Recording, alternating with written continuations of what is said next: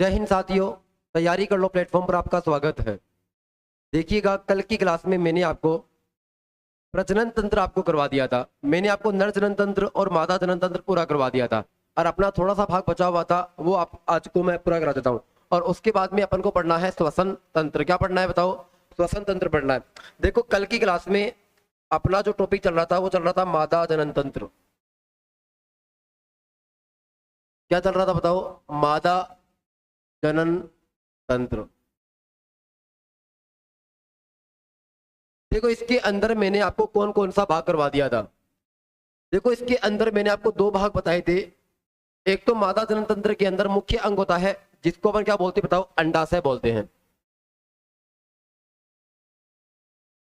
और सहायक अंग की बात करूं तो अपने पास क्या होता है बताओ? एक का नाम है अंडवाहिनी, दूसरे का नाम है गर्भाशय और तीसरे का नाम अपने पास है बार्थोलिन ग्रंथि।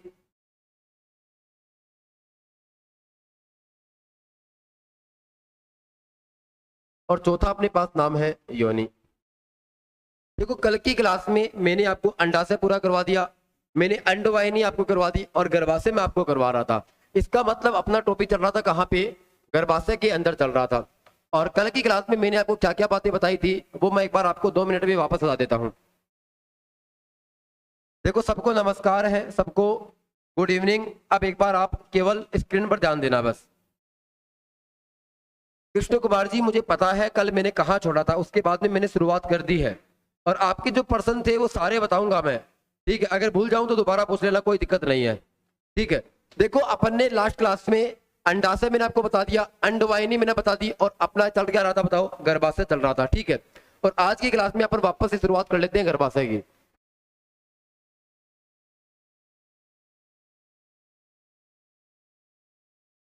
देखो, सबसे पहले अगर मैं बात करूं गर्भाशय की तो गर्भाशय की स्थिति कहाँ होती है?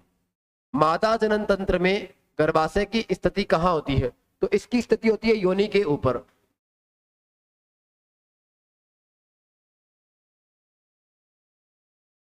कहाँ होती है बताओ? इसकी स्थिति होती है योनि के ऊपर।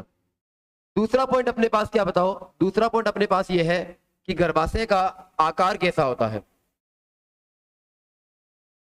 कई बार पेपर में आता है कि गर्भाशय का आकार कैसा होता है, तो गर्भाशय का आकार होता है उल्टी नाशपाती के समान। उल्टी नाशपाती के समान अपने पास गर्भाशय का आकार कैसा होता है? उल्टी नाशपाती के समान होता है। आपसे कोई पूछेगा कि गर्भाशय का भार कितना होता है, तो गर्भाशय का भार होता है 50 ग्राम। कितना होता है बताओ? गर्भाशय का भार होता है 50 ग्राम। लेकिन अगर मैं बात करूं कि जब महिला एक बच्चे को जन्म देती है, लेकिन प्रथम प्रसव के बाद महिला जब बच्चे को जन्म दे देती है तो उसके बाद में गर्भाशय का वजन बढ़ जाता है। लेकिन प्रथम प्रसव के बाद गर्भाशय का वजन कितना हो जाता है बताओ? 100 ग्राम हो जाता है।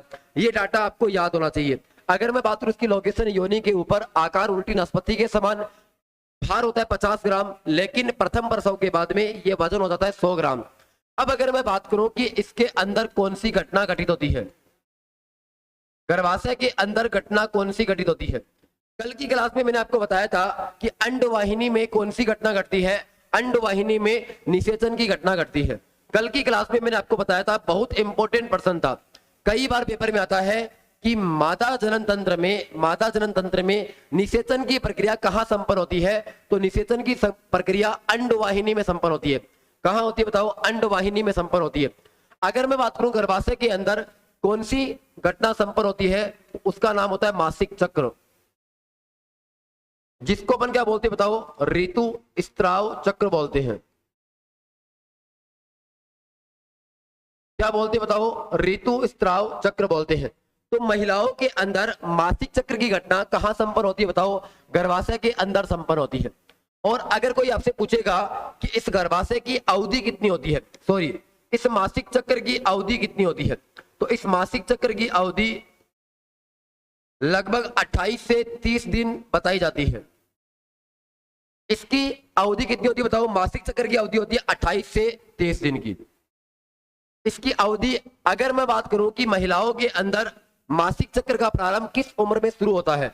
इसका मतलब मासिक चक्र प्रारंभ किस उम्र में होता है?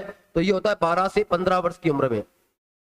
किस वर्ष की उम्र में होता है बताओ? 12 से 15 वर्ष की उम्र में होता है। और मासिक चक्र का प्रारंभ होना क्या कहलाता है बताओ? रजोधर्म कहलाता है। कई बार पेपर में आता है कि मासिक चक्र का प्रारंभ क्या कहलाता है? रजोधर्म कहलाता है। और जब मासिक चक्र की समाप्ति होती है, महिलाओं के अंदर जब मासिक चक्र की समाप्ति होती है, और ये समाप्ति किस उम्र में होती है? 48 से 55 वर्ष की उम्र में होती है। कितने वर्ष की उम्र में होती है? 48 से 55 में। और इसको अपन क्या बोलते हैं? इसको हम लोग बोलते हैं रजोनिवृत्ति। इसको क्या बोला जाता है बताओ? रजोनिवृत्ति बोला जाता है। तो मैंने कल की क्लास में आपको यहां तक बता दिया था, ठीक है। अगर यहां तक किसी को कोई डाउट है तो आप प्रश्न पूछ सकते हो।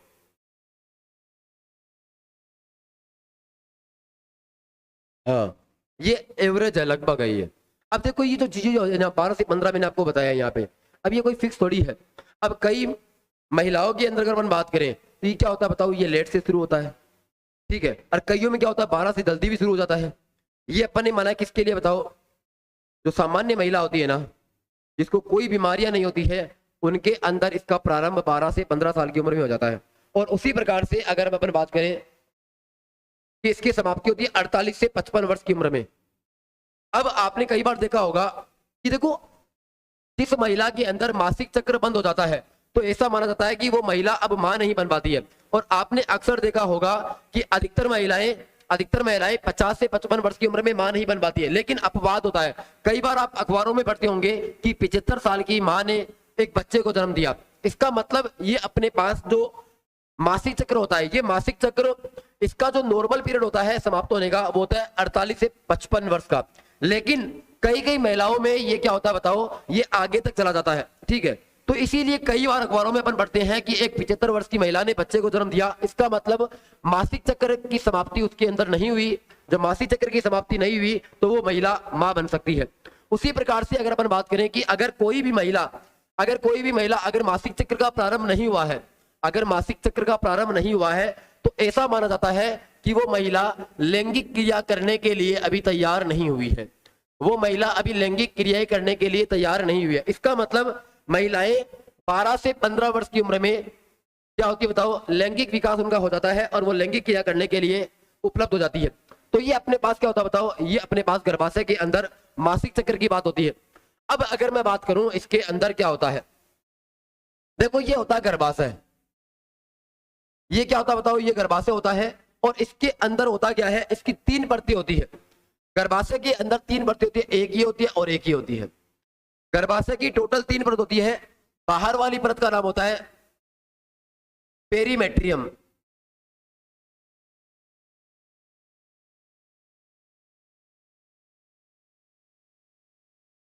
मीजोमेट्रियम या मायोमेट्रियम।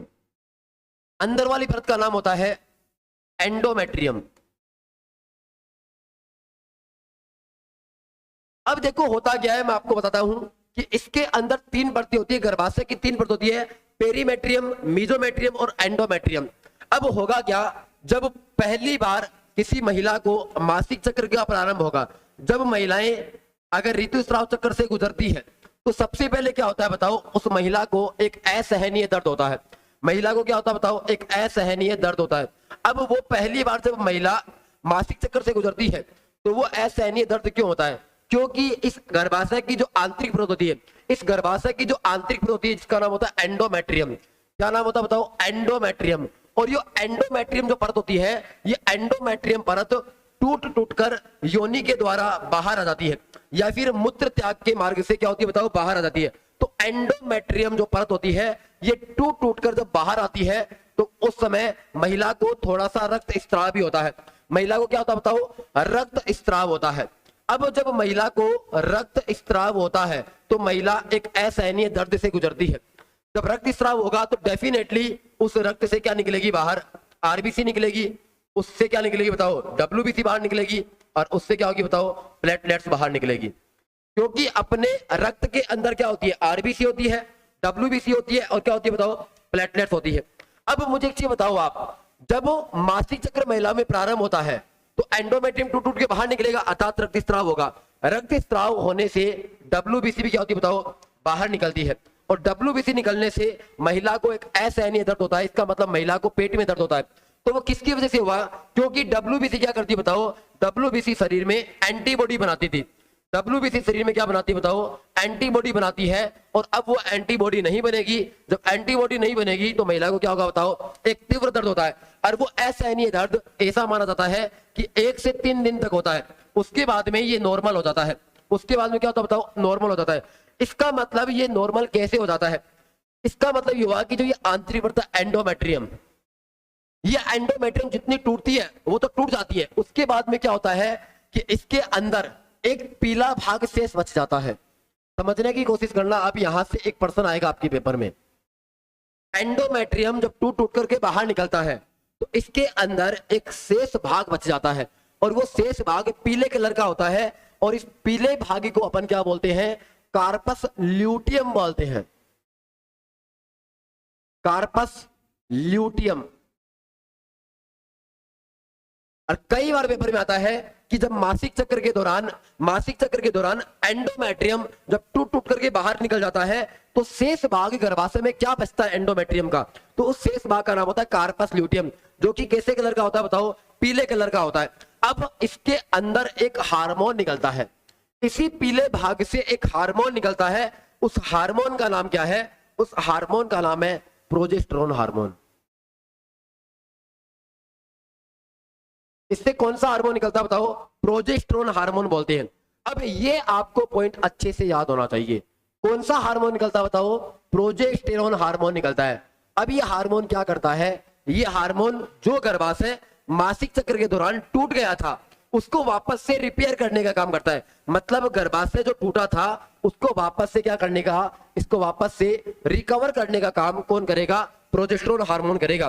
तो यहां पे मैं लिख दूंगा प्रोजेस्टेरोन हार्मोन को क्या बोलते हैं, गर्भाशय रिकवरी हार्मोन।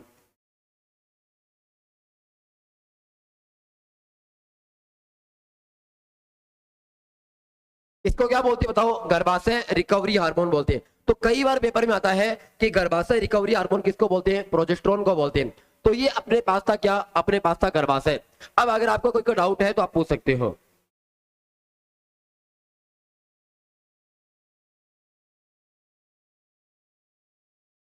सुधीर कुमार जी, मैंने आपको क्या बताया, मैंने आपको क्या कहा कि जो मैंने आपको उम्र बताई थी ना 48 से लगभग 55 साल की उम्र, तो ये जो उम्र होती है ना, इस उम्र के अंदर लगभग महिलाओं के अंदर जो मासिक चक्र होता है वो खत्म हो जाता है, लेकिन सबके अंदर खत्म नहीं होता है। इसका मतलब अंडाणुओं का निर्माण तो होगा।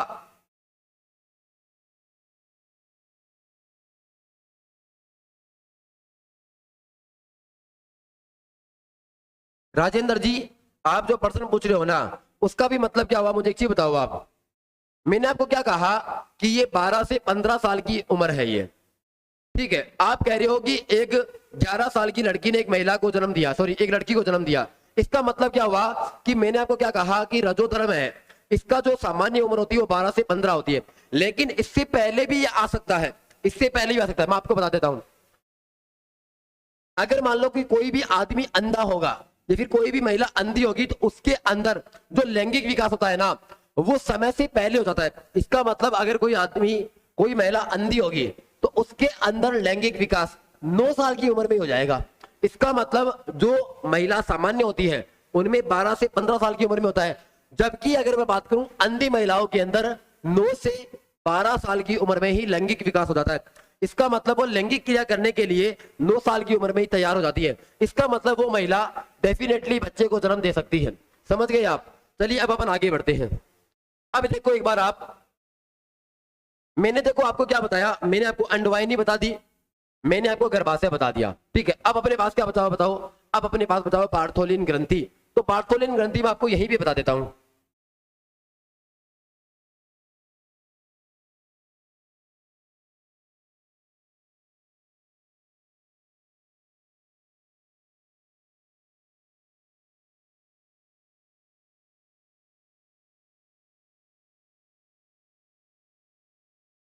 पार्थोलिन ग्रंथि, अगर मैं बात करूं ये पार्थोलिन ग्रंथि क्या होती है, देखो जब कोई भी महिला जब कोई भी महिला अगर शारीरिक संबंध बनाती है, जब कोई भी महिला क्या करती है बताओ, शारीरिक संबंध बनाती है, तो शारीरिक संबंध बनाने के दौरान, जनन क्रिया करने के दौरान या लैंगिक क्रिया करने के दौरान उस समय उसके शरीर से एक चिपचिपा द्रव निकलता है।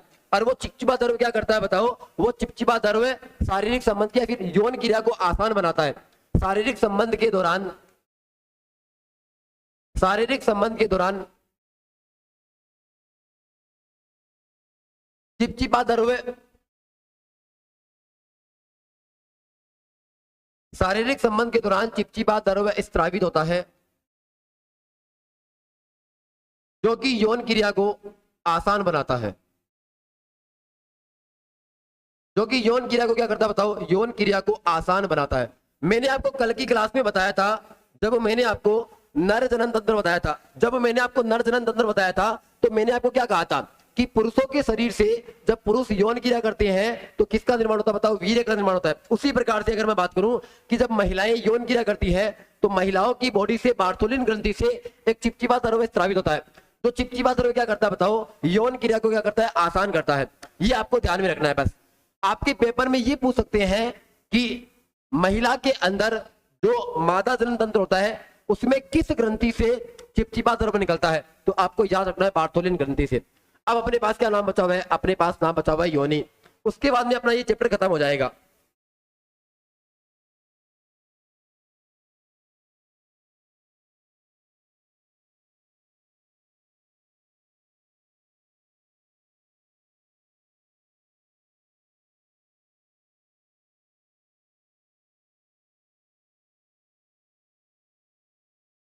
अगर मैं बात करूं किसकी बताओ, योनि की। योनि किसको बोलते हैं,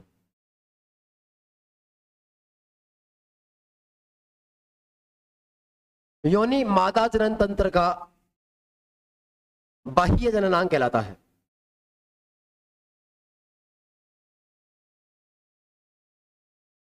योनि मादा जनन तंत्र का बाह्य जननांग कहलाता है। योनि क्या होती है बताओ, मादा जनन तंत्र का बाह्य जननांग कहलाता है। मैंने आपको कल की क्लास में बताया था कि पुरुषों का बाह्य जननांग क्या होता है बताओ, सीसन होता है। पुरुषों का बाह्य जननांग क्या होता है बताओ, सीसन होता है। उसी प्रकार से महिलाओं का बाह्य जननांग क्या होता है, योनि होता है। इसका मतलब ये हुआ कि अगर आप मादा जनन तंत्र को देखोगे या फिर अगर आप नर जनन तंत्र को देखोगे तो बाहर से आपको जो अंग दिखाई देगा उस अंग का नाम क्या होता है बताओ, योनि। और पुरुषों में क्या होता है बताओ, सीसन होता है। ये नाम आपको याद रखना होगा, ठीक है। कई बार पेपर में आता है कि मादा जनन तंत्र का बाह्य जननांग कौन सा कहलाता है, योनि कहलाता है। कभी भी आपको गर्भाशय बाहर से दिखाई नहीं देगा। अब अपन आगे बात करते हैं। देखो अगर मैं आपको डायग्राम की बात करूं तो इसका डायग्राम इस प्रकार से होता है। इसके अंदर क्या होता है बताओ, ये गर्भाशय होता है।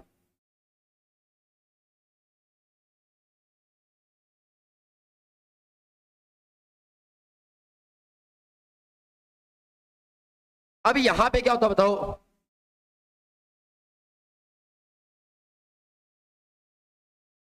ये होता है अंडाशय। ये जो पूरी होती है ये होती है अंडवाहिनी।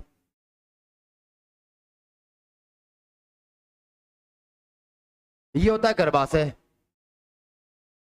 और यहां पे आपको दिखाई देगा ये योनि का मान। ये यहां पे क्या होता है बताओ, यहां पे होता है। इसका मतलब इस भाग को अपन क्या बोलते हैं बताओ, इसको क्या बोला जाता है बताओ, योनि बोला जाता है। इसका मतलब मादा जनन तंत्र का बाह्य जननांग क्या कहलाएगा बताओ, योनि। और मैंने आपको क्या कहा कि योनि के ऊपर क्या पाया जाता है बताओ, गर्भाशय। और गर्भाशय के ऊपर क्या होता है बताओ, अंडवाहिनी। और अंडवाहिनी के दोनों तरफ क्या होते हैं बताओ, अंडाशय होते हैं। ये मैंने आपको कल भी बताया था डायग्राम बना करके, आज मैंने फिर बता दिया है। अब एक बार गौर करना आप, मैंने आपको क्या कहा, मादा जनन तंत्र का बाह्य जननांग क्या कहलाता है, योनि कहलाता है। इसके अंदर आपको एक पॉइंट याद रखना है। वो पॉइंट क्या है अपने पास,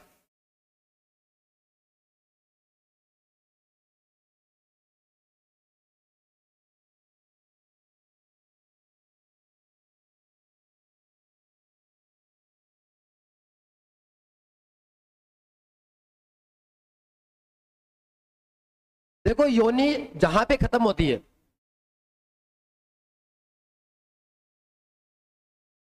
योनि के अंदर एक उत्तेजना बिंदु पाया जाता है। उत्तेजना बिंदु पाया जाता है, इसका नाम क्या होता है बताओ?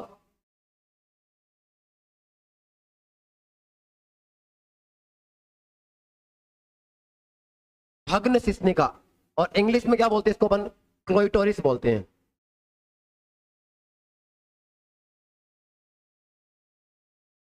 महिलाओं के अंदर जो योनि होती है, योनि के अंदर एक उत्तेजना बिंदु पाया जाता है, उस उत्तेजना बिंदु का नाम होता है भग्न शिश्निका, जो कि क्या करता है बताओ? महिलाओं को यौन क्रिया के लिए उत्तेजित करता है। योनि के अंदर एक उत्तेजना बिंदु भग्न शिश्निका पाया जाता है, जो कि महिला को यौन क्रिया के लिए उत्तेजित करता है।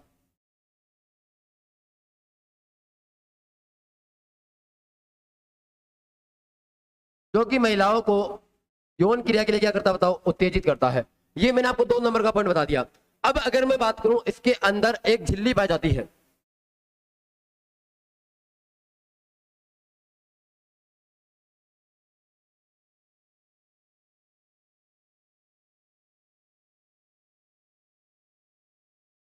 योनि के अंदर एक झिल्ली पाई जाती है, जो कि प्रथम मैथुन क्रिया के दौरान, प्रथम मैथुन क्रिया के दौरान, जो कि प्रथम मैथुन क्रिया के दौरान फट जाती है, जिससे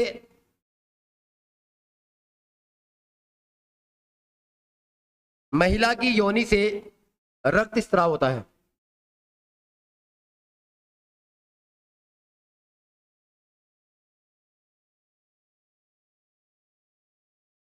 ये देखो, मैंने आपको पूरा का पूरा माता जनन तंत्र बता दिया है, ठीक है। अब अगर आपको देखो यहां तक आपको कोई दिक्कत हो तो आप पूछिए एक बार।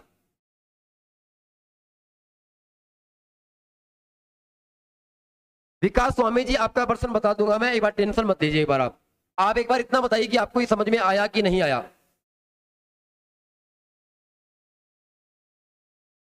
अगर आपको फोटो खींचनी है तो खींच सकते हो आप। हाँ, या लिख लिया?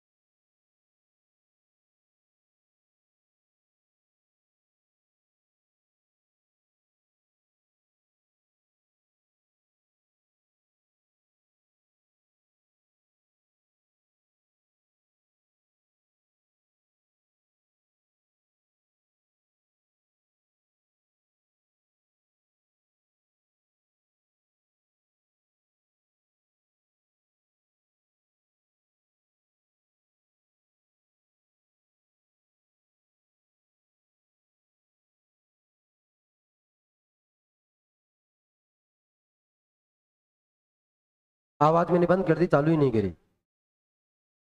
आवाज बंद कर दी मैंने, माइक की चालू ही नहीं करी।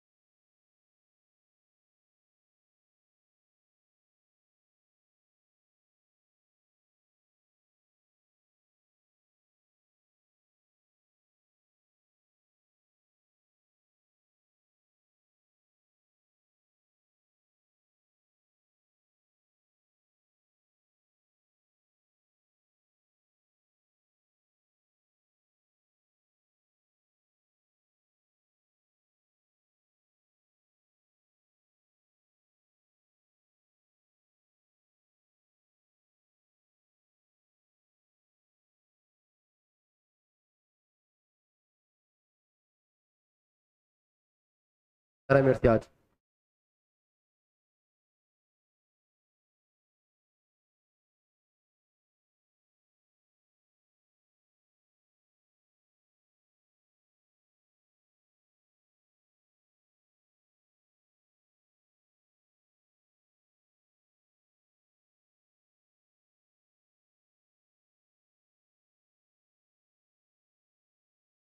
देखो, मैंने जो बताया आपको समझ में नहीं आया होगा। आवाज बंद हो गई थी, ठीक है, कोई टेक्निकल प्रॉब्लम हो गई थी। अब आप सब कुछ ओके है, कोई दिक्कत नहीं है। देखो, यहाँ पे शुक्राणु है और यहाँ पे क्या बताओ, अंडाणु है। आपस में सहयोग करते किसका निर्माण होता है बताओ, जाइगोट का निर्माण होता है। इसका मतलब यहाँ पे क्या हो रहा है बताओ, निषेचन हो रहा है। निषेचन होगा तो किसका निर्माण होगा बताओ, जाइगोट का निर्माण होगा। और जाइगोट आगे जाके क्या बनाएगा बताओ, भ्रूण, और भ्रूण से किसका निर्माण होगा बताओ, बच्चे का। और इसी को पर क्या बोलते हैं बताओ, मानव शरीर की नींव की ईंट कहते हैं। क्या कहते हैं बताओ, मानव शरीर की नींव की ईंट कहा जाता है। अब आगे देखना एक बार आप।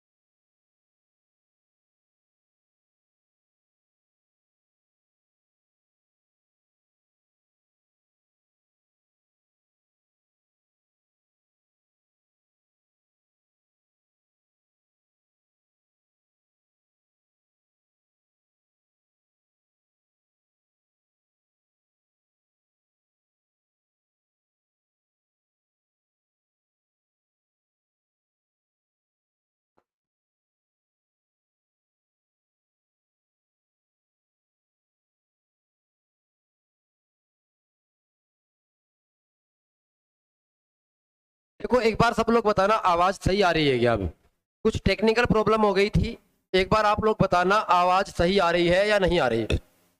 सभी के सभी लोग एक बार बताना आवाज आ रही है कि नहीं आ रही है।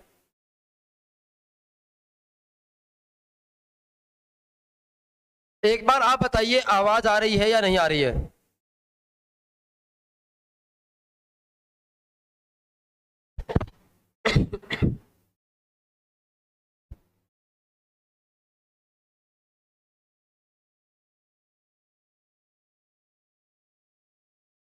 एक बार बताना आवाज आ रही है कि नहीं आ रही है, जल्दी से कमेंट करना एक बार।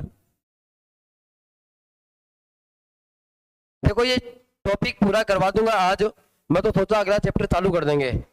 ओके, अब देखो सबका जवाब आ गया है, कोई बात नहीं, अब आपके पास आवाज आ रही होगी। अब देखो कोई दिक्कत नहीं आएगी। अब मैं आपको आपका हर एक डाउट यहां से पूरा करके जाऊंगा, तभी क्लास ऑफ करूंगा, अदरवाइज नहीं ऑफ करूंगा। देखो एक बार मैं आपको पूरा मिटा करके दोबारा बता देता हूं।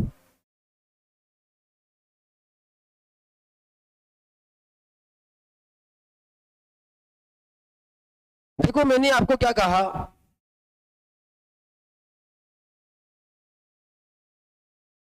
पुरुष के शरीर से क्या निकलता है बताओ, शुक्राणु निकलता है।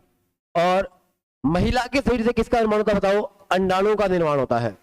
और जब ये आपस में सहयोग करते हैं, जब ये दोनों आपस में सहयोग करते हैं, तो किसका निर्माण होता है बताओ, जाइगोट का निर्माण होता है। किसका निर्माण होता है बताओ, जाइगोट का निर्माण होता है। किसका निर्माण होता है बताओ, जाइगोट का निर्माण होता है। अगर मैं यहां पर बताऊं कि जब जाइगोट आगे की ओर वृद्धि करेगा, इसमें बार बार जब समसूत्री विभाजन होगा, तो किसका निर्माण होगा बताओ, भ्रूण का निर्माण होगा। और भ्रूण से क्या बनेगा बताओ, बच्चा बन जाएगा। भ्रूण से क्या बन जाएगा बताओ, बच्चा बन जाएगा। इसका मतलब शुक्राणु और अंडाणु को आपस में जब अपन मिलाते हैं, ये मिलाने की क्रिया क्या कहलाएगी, ये मिलाने की क्रिया निषेचन कहलाएगी, जिसको कई बार उर्वरकीकरण बोलते हैं। क्या बोलते हैं, उर्वरकीकरण बोलते हैं। मैंने क्या कहा, शुक्राणु और अंडाणु आपस में मिलते हैं तो क्या बनता है, जाइगोट बनता है। और यही जाइगोट जब आगे लगातार विभाजन होता है, जब इसका लगातार विभाजन होता है तो ये भ्रूण बन जाता है। और जब देखो जाइगोट कब होता है, जब पहली बार आपस में सहयोग करते हैं, जब पहली बार दोनों आपस में सहयोग करते हैं ना, तब ये जाइगोट बनता है। लेकिन क्या होता है, देखो आपको बताता हूं मैं, ये जो मासिक चक्र होता है जिसको अपन मेंस्ट्रुएशन साइकिल बोलते हैं, क्या बोलते हैं बताओ, मेंस्ट्रुएशन साइकिल बोलते हैं। कुछ लोग इसको मंथली साइकिल बोलते हैं, जो कि ये गलत होता है। इसको मंथली साइकिल नहीं बोलते, इसको अपन बोलते हैं मेंस्ट्रुएशन साइकिल। अब होगा क्या कि कई बार क्या होता है, महिलाओं के अंदर ये मेंस्ट्रुएशन साइकिल गड़बड़ हो जाता है। इसका मतलब इसका जो पीरियड होता है वो होता है 1 से 28 दिन। और यह क्या होता है बताओ, हर महीने रिपीट होता है। हर महीने क्या होता है बताओ, रिपीट होता है। और कई बार क्या होता है बताओ, ये 5-7 दिन क्या होता है बताओ, ऊपर नीचे हो जाता है। जब ऊपर नीचे हो जाता है तो महिलाओं की टेंशन बढ़ जाती है, और ये जांच करवाई जाती है कि कहीं महिला गर्भवती तो नहीं है ना।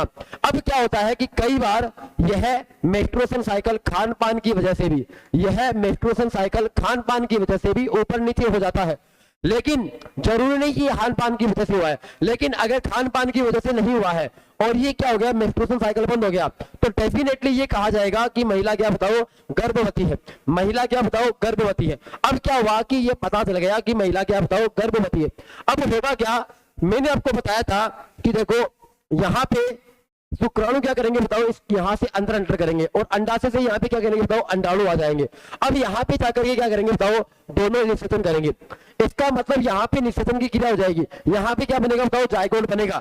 अब ये जाइगोट यहां पे 5 से 7 दिन यहां पे रहता है। क्या रहता है बताओ, 5 से 7 दिन यहीं पे रहता है ये। उसके बाद में यही जाइगोट उठ करके गर्भाशय के अंदर आ जाता है।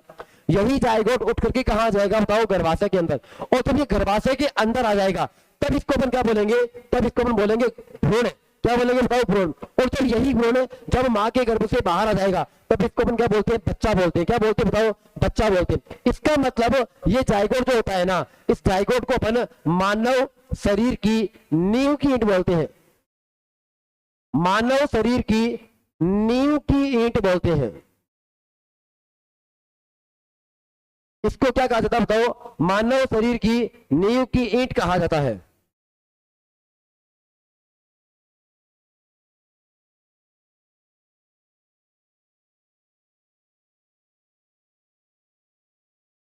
सुधीर कुमार जी, एक बार गौर करना आप कह रहे हो कि प्रेगनेंसी के दौरान मासिक चक्र क्यों नहीं आता है। मुझे एक चीज बताओ कि मासिक चक्र जो आता है ना, मेंस्ट्रुएशन साइकिल का प्रारंभ होना, मेंस्ट्रुएशन साइकिल का प्रारंभ होना ही गर्भवती बताता है। अब जब गर्भकाल रहेगा, जब महिला गर्भवती रहेगी तो मेंस्ट्रुएशन साइकिल बंद हो जाता है। मुझे एक चीज बताओ, आप एक बार थोड़ा सा दिमाग नहीं लगा सकते क्या आप थोड़ा सा भी। अब मुझे एक चीज बताओ, ये गर्भाशय होता है, क्या होता है बताओ, ये गर्भाशय होता है। और मेंस्ट्रुएशन साइकिल के दौरान, मेंस्ट्रुएशन साइकिल के दौरान आप कह रहे हो कि प्रेगनेंसी के समय ये मासिक चक्र क्यों नहीं आता है। ये इसलिए नहीं आता है, मुझे एक चीज बताओ, जब महिला गर्भवती होती है तो क्या होता है, जो बच्चा होता है वो माँ के गर्भ में पल रहा होता है, और उस समय क्या होता है बताओ, ये दीवारें टूट नहीं सकती है। अगर दीवारें टूटेगी तो आप मुझे बताओ कि बच्चे को क्या होगा, नुकसान होगा। तो मेंस्ट्रुएशन साइकिल जब महिला गर्भवती होती है तो यह नहीं होता है। और मेंस्ट्रुएशन साइकिल का बंद होना, मेंस्ट्रुएशन साइकिल का बंद होना यही बताता है कि महिला क्या है बताओ, गर्भवती है। समझ गए आप सुधीर जी, ये मैंने आपको बता दिया। अब एक बार वापस से जाना, यहां पे गौर करना, मैंने आपको क्या कहा कि इस प्रकार से एक बच्चा बन जाता है और किस प्रकार से होता है। अब आपको एक चीज बताता हूं मैं, ये तो मैंने आपको बता दिया। अब देखो, जो महिला होती है ना, महिला के अंदर कौन कौन से गुणसूत्र पाए जाते हैं। महिला का लिंग गुणसूत्र कौन सा होता है, महिला का लिंग गुणसूत्र अक्ष अक्ष होता है। महिला का लिंग गुणसूत्र क्या होता है बताओ, अक्ष अक्ष होता है। जबकि पुरुषों का लिंग गुणसूत्र क्या होता है बताओ, अक्ष वाई होता है। अब मुझे बताओ कि होने वाली संतान लड़का होगी या लड़की होगी, ये कौन बताएगा, इसके लिए कौन जिम्मेदार होता है। महिला जिम्मेदार होती है या पुरुष जिम्मेदार होता है। कौन जिम्मेदार होता है बताओ, पुरुष जिम्मेदार होता है। क्यों होता है, क्योंकि आपको पता होगा कि जब ये दोनों आपस में सहयोग करेंगे तो हो सकता है इसका अक्ष निकले और उसका भी अक्ष निकल जाए, तो यहां पे क्या बनेगा, अक्ष अक्ष बनेगा। इसका मतलब अक्ष अक्ष बनेगा तो क्या होगी बताओ, ये लड़की होगी। क्या होगा बताओ, लड़की होगी। अब अगर मैं बात करूं, यहां पे ये वाला अक्ष इस वाले अक्ष से क्रिया कर लेगा तो भी क्या बनेगा बताओ, अक्ष अक्ष। इसका मतलब तो भी क्या बनेगी बताओ, लड़की बनेगी। किसका बनेगा बताओ, लड़की का। अगर मैं यहां पर बात करूं, ये वाला अक्ष इस वाई से अगर क्रिया करेगा तो क्या बनाएगा बताओ, अक्ष वाई। और बनने वाली संतान क्या होगी बताओ, लड़का होगी। बनने वाली संतान कौन सी होगी बताओ, लड़का होगी। अगर ये वाला अक्ष है, अगर इस वाले वाई से क्रिया कर लेगा तो क्या बनाएगा, अक्ष वाई बनाएगा। और होने वाली संतान कौन सी होगी, लड़का होगी। तो हमेशा क्या होता है बताओ, हमेशा संभावनाएं 50-50% रहती है। हो सकता है लड़की हो सकती है, हो सकता है लड़का हो जाए, लेकिन होने वाली संतान लड़का होगी या लड़की होगी, इसके लिए जिम्मेदार कौन होता है, इसके लिए जिम्मेदार होता है कौन, महिला, सॉरी पुरुष होता है। इसके लिए जिम्मेदार कौन होता है बताओ, पुरुष होता है। और उसके लिए कौन होता है बताओ, महिला होती है। ठीक है, लेकिन हमारे समाज में जब एक लड़की बार बार पैदा होती है तो दोष किसको दिया जाता है बताओ, महिला को दिया जाता है, जो कि एक सरासर गलत बात है। महिला दोषी नहीं होती है, दोषी कौन होता है बताओ, दोषी होता है पुरुष। क्यों होता है, क्योंकि वो बार बार कौन से गुणसूत्र का शोधन कर रहा है, वो बार बार अक्ष निकाल रहा है। अगर ये बार बार वही निकालेगा तो कौन बनेगा, लड़का बनेगा। अगर अक्ष निकालेगा तो क्या बनेगा बताओ, लड़की बनेगी। तो ये बात आपको थोड़ी सी ध्यान में रखनी होगी। ठीक है, तो इस प्रकार से अपने पास क्या हो गया बताओ, ये हो गया। ठीक है, अगर कोई और आपका डाउट हो तो आप पूछ सकते हो।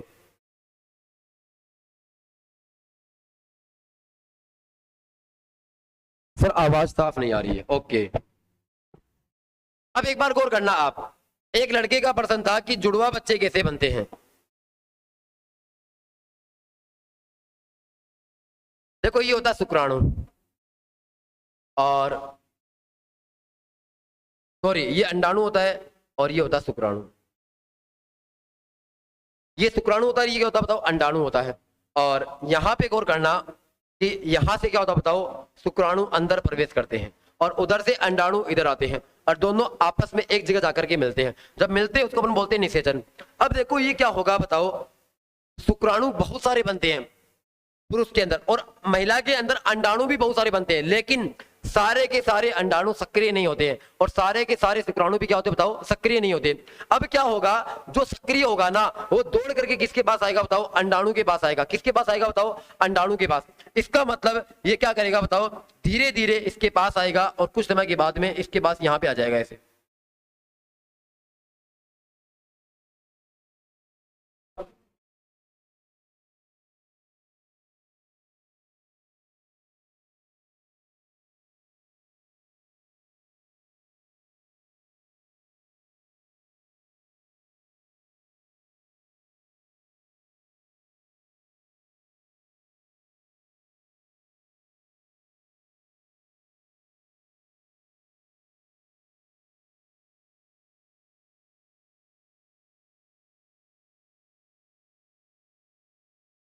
तो यहाँ पे गौर करना आप, ये शुक्राणु अंदर करेगा, ये अंडाणु है। अब होगा क्या, कुछ समय के बाद में ये जो पीछे वाला भाग है ये तो गल करके क्या हो जाएगा बताओ, अलग हो जाएगा। ये वाला भाग तो क्या हो जाएगा बताओ, गल जाएगा। और ये क्या रह जाएगा बताओ, बाहर रह जाएगा। ये तो गल जाएगा अपने पास, ठीक है। और क्या बचेगा केवल बताओ, केवल शुक्राणु का आगे वाला भाग बचेगा, केवल शुक्राणु का आगे वाला भाग बचेगा। और कुछ समय के बाद में इस अंडाणु का केंद्रक और इस शुक्राणु का केंद्र आपस में संयोग करेगा और आपस में मिलकर के किसका निर्माण करेंगे बताओ, जायकोट बना लेंगे। क्या बना लेंगे बताओ, जायकोट बना लेंगे। समझ गए। अब देखो होगा क्या, जुड़वा बच्चे कैसे बनते हैं। कई बार क्या होता है बताओ, एक शुक्राणु क्या होता है बताओ, जब शुक्राणु आता है तो क्या होता है बताओ, गलती से दो शुक्राणु अंदर आ जाते हैं। गलती से क्या होता है बताओ, दो शुक्राणु अंदर आ जाते हैं। गलती से दो शुक्राणु अंदर आ जाएंगे। अब जरूरी नहीं है कि जो दोनों शुक्राणु आए हैं उसके अक्स अक्स आया है, जरूरी नहीं है दोनों के वाई वाई आए हैं। क्या पता एक का अक्स आया होगा और एक का वाई आया होगा। तो हो सकता है जुड़वा संतान लड़की भी बन सकती है और लड़का भी बन सकता है। अब देखो कई बार क्या होता है बताओ, जुड़वा संतान या तो दोनों लड़का होती है या फिर क्या होती है बताओ, लड़की होती है। उस स्थिति में क्या होता है, कई बार क्या होता है, मान लो ये बहुत सारे केसेज होते हैं।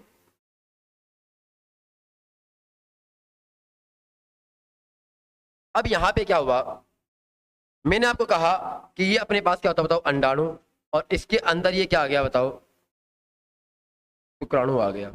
अभी क्या हो गया, ये पीछे वाला भाग तो गल करके नष्ट हो गया और ये आगे वाला बच गया। अब कई बार क्या होता है, इस प्रकार की क्रिया होती है मानव शरीर के अंदर कि ये जो अपने पास भाग है ये भी दो भागों में टूट जाता है। इसका मतलब ये अंडाणु भी दो भागों में टूट जाएगा और इससे दो अपने पास क्या बन जाएंगे बताओ, दो जायकोट बन जाएंगे। जब दो जायकोट बनेंगे तो क्या हो जाएंगे बताओ, दोनों बच्चे बनेंगे। इस स्थिति में अगर ये लड़की है तो ये भी लड़की होगी, अगर ये लड़का है तो क्या होगा, ये भी लड़का होगा। ठीक है, इस प्रकार की स्थिति अपने पास होती है। तो ये अपने पास क्या था बताओ, ये अपने पास प्रजनन तंत्र था। ठीक है, मैंने आपको बता दिया।